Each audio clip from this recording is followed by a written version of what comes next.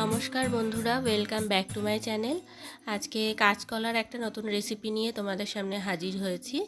তো তার জন্য আমাকে দেখো প্রথমেই করতে হবে কি, দুটো কাঁচকলাকে আমি খুব ভালো করে খোসা ছাড়িয়ে নিয়ে সেদ্ধ করতে দেব। আর এই খোসাগুলো কিন্তু আমি ফেলবো না, এগুলো দিয়ে আমি ভর্তা বানাবো। তো খোসাগুলো আমি সাইড করে রেখে দিয়েছি। এবার কাঁচকলাগুলোকে আমি একটু নুন আর হলুদ দিয়ে খুব ভালো করে সেদ্ধ করে নেব।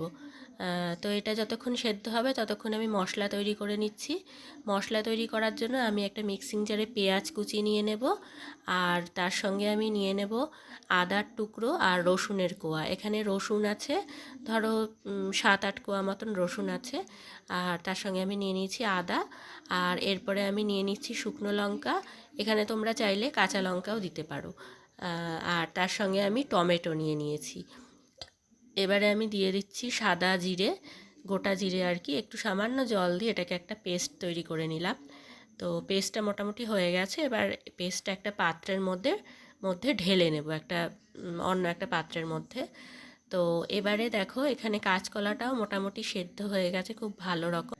এবার এটাকে জল ঝরিয়ে একটা ঝুড়ি টাইপের কিছুর মধ্যে রেখে দিতে হবে। আর এদিকে মুসুরির ডাল আমি ভালো করে ধুয়ে ভিজিয়ে রেখেছিলাম।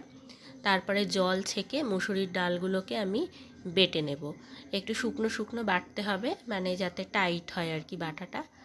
আর এদিকে কাঁচকলাগুলোর থেকে যে জল একদম ঝরে গেছে। এবার এটাকে একটু টাইট করে মেখে নেব, যেমন করে আমরা আলু মাখি, আলু সেদ্ধ মাখি, ঠিক সেইভাবে কাঁচকলাগুলোকে আমি হাত দিয়ে চটকে চটকে মেখে নিয়েছি। তো দেখতেই পাচ্ছ মাখাটা কীরকম হয়েছে। এবারে এর সঙ্গে আমি ডাল বাটাটা মিশিয়ে দেব। ডাল বাটাটাও কিন্তু বেশ টাইট টাইট হবে আর কি। যতটা জলের পরিমাণ কম থাকে ততই ভালো। তো এবার ডাল বাটা দিয়ে দিয়েছি, আর তার সঙ্গে দিয়ে দেবো যে মশলাটা আমি তৈরি করেছিলাম, সেখান থেকে 1 চামচ মতন মশলা আমি দেব। আর তার সঙ্গে দিয়ে দিচ্ছি স্বাদ মতন লবণ আর সামান্য একটু চিনি। এবারে খুব ভালো করে এগুলোকে মিশিয়ে নিতে হবে হাত দিয়ে। খুব ভালো করে একটু টাইট টাইট করে মেখে নিয়েছি, দেখো এটা একদম তৈরি হয়ে গেছে। এবারে এটা দিয়ে আমি ছোট ছোট করে বড়ার মতন করে শেপ দিয়ে তেলে ভেজে নেব। আমি কড়াইতে সর্ষের তেল গরম করে নিয়েছি। এবারে একে একে সবকটা বড়া ভেজে নেব। একটু লাল লাল খুব একটা হবে না, গোল্ডেন ব্রাউন করে ভেজে নিতে হবে এপিট ওপিট করে। বড়াটা ভাজতে ভাজতেই খাওয়া হয়ে যাচ্ছে, বাড়ির লোকজন চলে এসে দুটো একটা খেয়ে নিচ্ছে। তো সেই জন্য খুব সাবধানে লুকিয়ে লুকিয়ে রাখতে হয়েছে আর কি বড়াগুলোকে। কিন্তু আমি এইভাবে খেতে দেব না, আমি কিন্তু এটা দিয়ে বড়া করে খেতে দেব না। এটার একটা একটা গ্রেভি টাইপের আমি তৈরি করব। তো সেই জন্য বড়াগুলোকে একটু লুকিয়ে টুকিয়ে রাখতে হয়েছে আর কি। তো যাই হোক, এটা হচ্ছে সেকেন্ড ব্যাচের বড়া। প্রথমেরগুলো ভেজে তুলে নিয়েছি, এবার আর একবার করে ভাজছি আর কি। তো এগুলো তৈরি হয়ে গেছে, দেখো কত সুন্দর লাগছে।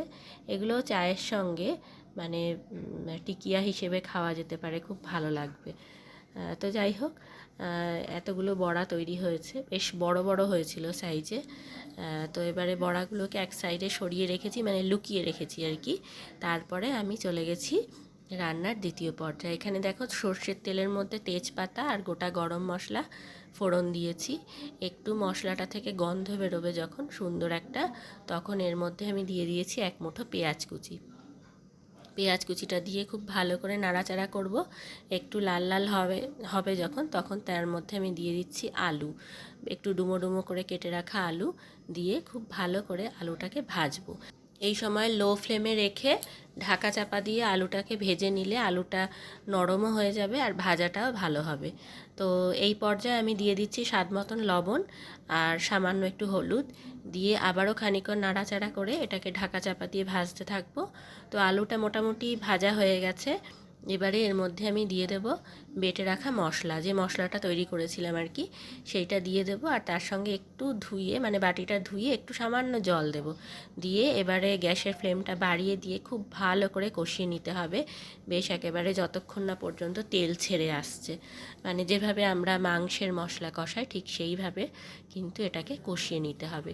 এবারে স্বাদ মতন চিনি দিলাম। চিনিটা তোমরা পছন্দ না করলে নাও দিতে পারো, তবে আমার বেশ ভালো লাগে। এই রান্নাটাতে একটু মিষ্টি মিষ্টি হলে ভালোই লাগে। রান্নার ফাঁকে একটু আমাকেও দেখিয়ে দিলাম, দেখো আমি কিন্তু রান্নাটা করছি, অন্য কেউ করছে না, মানে একটা প্রমাণ দেখানোর জন্য আর কি।